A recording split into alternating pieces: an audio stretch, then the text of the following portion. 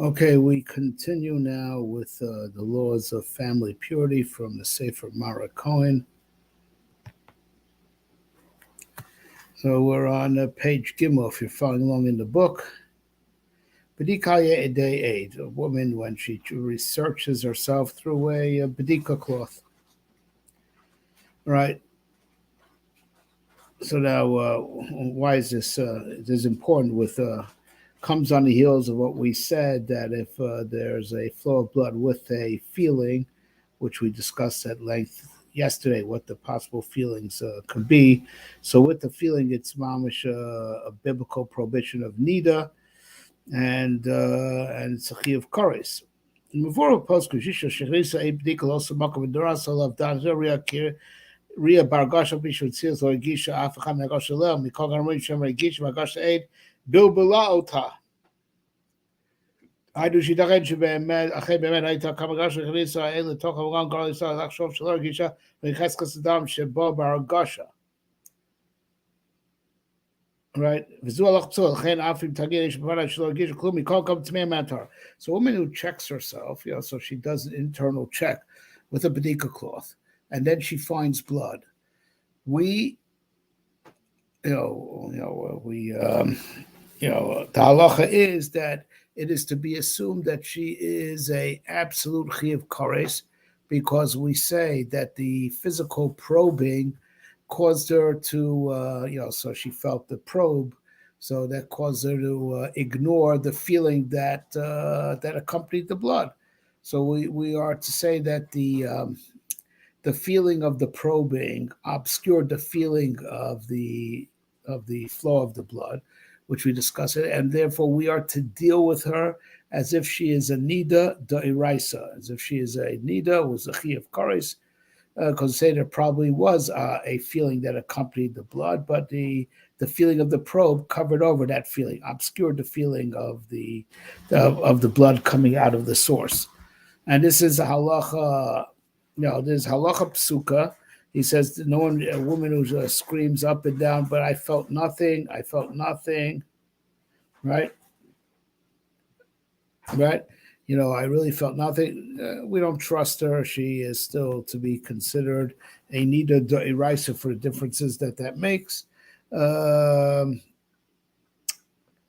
Right, because we say there was a feeling, just the feeling of the probe covered over the feeling of the blood coming out of the uterus, from the source.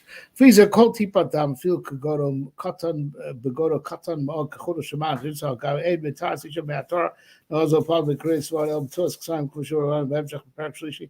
Therefore, according to this, if she did an internal probe and there was blood on even the smallest, most minuscule amount of blood, we say still that minuscule amount of blood came with the hargasha, and she's tamei doiraisa. That which we say that the blood has to have a certain amount, that's when she finds blood on a foreign object that was near her skin. But anything from an internal probe, even the smallest amount, is a nida deraisa, and we assume that there was a hargasha, just the hargasha was obscured by the feeling of the physical probing. Okay, so now let's say she saw something, right? She saw blood while having intercourse. Isha shara sadam b'shas tashbli hargasha danim zol gam kikriya bargasha shamim shemar gisha bargasha tashin bilblosa. So let's say they are having intercourse, and let's say blood comes out. Now we say that blood, came with the hargasha, and just the intercourse obscured the feeling that she had. שבו אדם בשעס תשמיש. חייבו בשעס אדם מחר יש לו למעלה שלו למעלה כמבור בערה. Right, so now therefore, let's say blood was discovered right after intercourse, right? Let's say, and not on the bed. We're talking about that. It was either on the man's organ that had probed to her, or it came right out of the that spot, came out of her, and now she sure came without a hargasha, but that's not necessarily so. It could be the intercourse. The feeling of the intercourse obscured the feeling that the blood came from the uterus, and therefore blood that's found, coming out of her immediately following intercourse. She should immediately ask a rabbi, because perhaps we have to deal with it as blood that came from the uterus with a feeling, came from from the source. I mean to say, with a feeling, and that's if it came. The blood was discovered coming out of her body, not on the sheep. About flow came out of her body, but maybe it came with a feeling, and then the man, the intercourse obscured the feeling, or alternatively, the man finds it on his organ, after it had been, with her. So it could be it came out with a feeling, but the intercourse just obscured the feeling. However, the reason why it is a question that should be addressed to a rabbi. It's a severe question, because it's also possible that there was a wound, and that's where the blood came from. And that's why there's a question to address to a competent rabbi right away, because it's a serious question whether she's Tomei Doraisa. Again, that's if the blood is found coming out of her body directly, or it's found on his organ. They're afraid that blood, it came with the hargasha, and just the intercourse, the feeling of the intercourse, obscured of the feeling of it, the blood leaving the source. But of course, as we'll learn later, if the blood is not found, not coming out by not on his organ, but found on the sheet, or subsequently found on underpants, not found directly coming out of the body. Over there, that's a ketem, and we will deal with that later. Okay, but if it's found directly coming out of her body or on his organ that was with her, we're afraid that it could be tuma daraisa, and the togetherness obscured on the feeling of the blood leaving the source. But it may have also been a wound. Go to a rabbi right away with this question if that happens. Okay.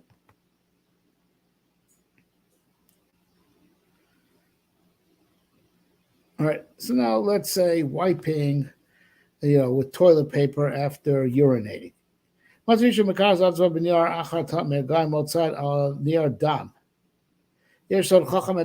now a woman is wiping after having urinated. She finds some blood on the toilet paper. This is something to ask a rabbi. She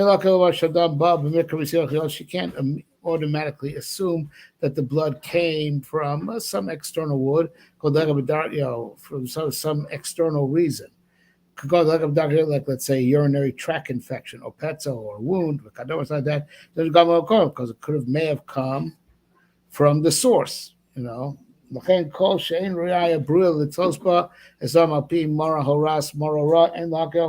if she doesn't have a reasonable, that a rabbi would agree that there's a reasonable, it is reasonable to say that the blood came from somewhere else, from a wound or from a urinary tract, and she has to discuss a rabbi, not decide this by herself.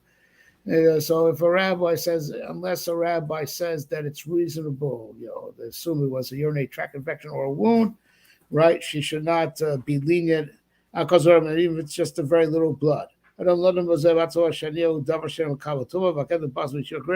person not be quick to say, well, look, toilet paper is not a davar on mekabel tuma, because this that we said by ketem, you discover a stain, on something that was near her, and so that one of the criteria is that you have to find a ketem on something that's mekabel tuma, saying that was, which is synthetics like paper are not mekabel tuma, right? Or that has to be blood the size of a lima bean, I think is what a gris is, right? Don't be quick to say that it's a ketem,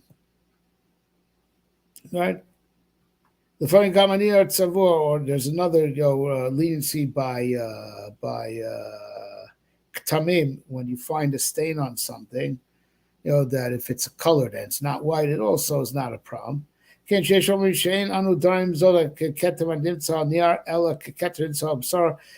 since it was discovered as the toilet paper wiped her body, so maybe you have to deal with it, and not as a stain found on an external object that was near her body, but as deal with it as if it came from the body. There's already probably a car deals because we have part2. So it's very complicated. So there's a question to ask a rabbi right away. So finding blood on toilet paper after toilet paper had wiped her body directly. Something that needs clarification. It's not the same as just discovering a stain on the panties or on the bed sheet, because the toilet paper had literally touched her body and then they saw the blood. It's something that needs to be discussed with a rabbi. Um, he has more on this in the Chelik HaBirurim in the end of the book, and maybe I'll look it up in preparation for the next session that we'll do. But there is, a woman should just throw the toilet paper right away and not look at it. There is no obligation to look at the toilet paper to see what you see. The problem was if you happen to have seen, right? But she doesn't have to assume that there might be a problem, and she doesn't have to go looking. She could just wipe it, just throw it into the toilet right away, and just flush it down without taking a look. Right, but turns out just she could accustom herself to just wipe and throw out the toilet paper or flush it down without looking at it. But if she looked at the toilet paper and she saw something, also she shouldn't be shouldn't also be too machmir, immediately assume that she's tamei, that she has become a nida, but rather save the toilet paper, show the sample to a rabbi. Because if there's some redness there, because only shades of red are a problem, anything that's remotely red, there could be they may not really be red, or ultimately there might be other areas, to be lenient over here, since there are definitely a gray area, because it wasn't an internal probe, and and it wasn't an internal probe into the place that the blood comes from. So there could be other leniencies, right? Okay, we'll do one more. So I'll take a look at what he writes at the end of the book, and I'll add it to the next session. But let's just finish the page. Let's say a woman sees blood in her urine. She sees blood in the urine or in the toilet bowl after she had made. After she had urinated. Right? So he recommends asking a rabbi. There's the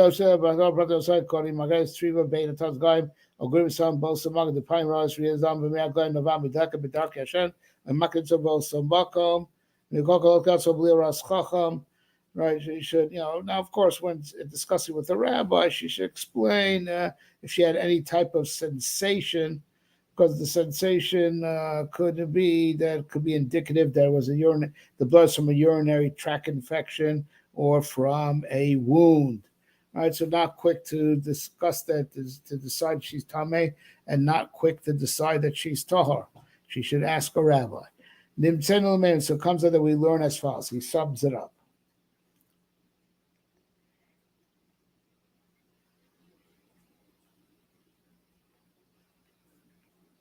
All right. Now, by the way, when we say go to the rabbi right away and ask, that means the rabbi will probably refer you to a nurse, refer the woman to a nurse to check if there's a wound. So, like, let's say the rabbi refers you to a nurse and the nurse finds a wound, but the nurse checks you 3 days later. Not good, because maybe that wound came later, but at the time the blood came from the source. That's an important thing to know, that when the rabbi says, all right, get it checked, go to rabbi immediately. And the rabbi will go to a nurse immediately. That's all the same day or within a short amount of time that a wound is found. It is realistic to say the blood came from the wound. And go 3 days later, may not be that the wound that the nurse finds 3 days later was there at the time where the blood came out, and the blood came from the source. It has to all be done with a reasonable amount of time, right? He sums it. Isha wrote down both for Fiatzili Tashi Bamakor, to me, near first ball, Hemi Tasha Hemi Shakris, man, Klav down real thumb, Hay sub is mancha, Isha.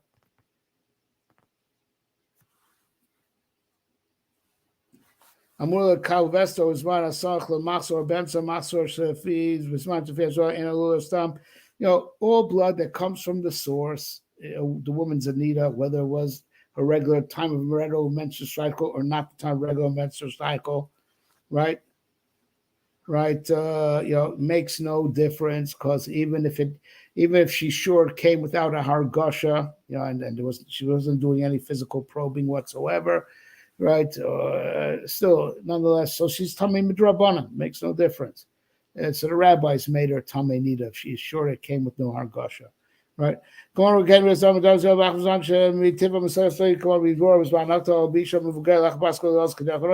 And this is also true if blood came out during her time of pregnancy when she shouldn't be having blood at all, or the time that she's nursing, or when she's very young, or she's very old, anytime blood comes out of that place, she's tamei nida. Let's go shagama isha.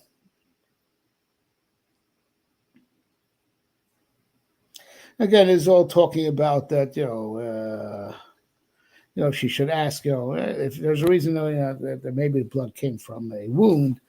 So she has that option of having it checked out, But this is saying if has not been checked out or no wound is found, tummy. Oh yes, it's kosh kamilor gisha klabes yadam el matzadam absor al begada b'makom shach shevo dam akor rei tmei above shlo gisha b'tzias adam ashwatz absor al begada zayesh din shokan kois.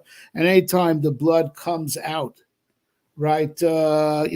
She sees blood on her own flesh or on something like toilet paper that was in direct contact with the on external object which was in direct contact with that place where the blood comes out. She has to deal as if she is tummy, like we said, right? She can't say it's a keten. Keten is where you discover it on an external object, but when it's clear that the blood on it, like on toilet paper, just wiped right there, and there was no blood before, but now there's blood after you wipe there. It's clear that it came from that place. Yes, she's tummy. Right, again, unless it could be clarified it came from a wound or urinary tract infection. Right? Right, so now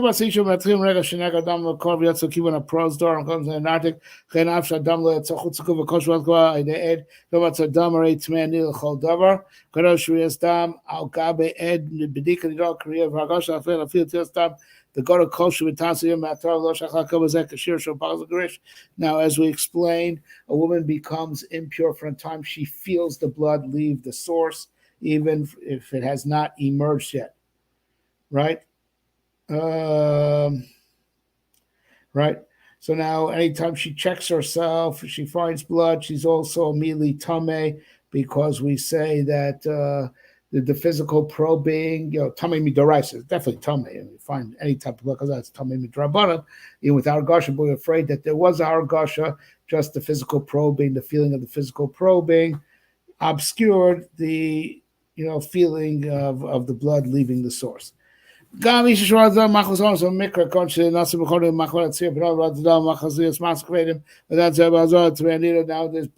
from the source, even if it happened for external reasons, but it's blood from the source, not a wound, right, and not an infection. Blood from the source, in fact, because she went into shock because she was in a car and made a short stop, or she was carrying heavy objects, or overstress from housework. Blood from the source. And it means from the source. It's not from a wound or infection. Makes her tamei nida.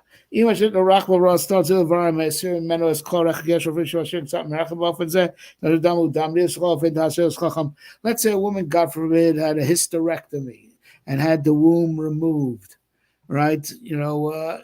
She still has to ask a rabbi because maybe the surgeon didn't remove all the womb, and there are still some reproductive organs producing the blood.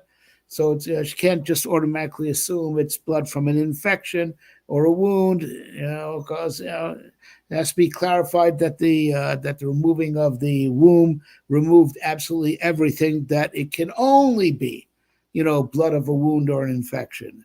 And if there's any uncertainty, he has to ask a rabbi and have to deal with it. They shall tell us, and let's say she took, pills, to stop the menstrual cycle, but blood came anyway. Tamei nida if the blood's from the source.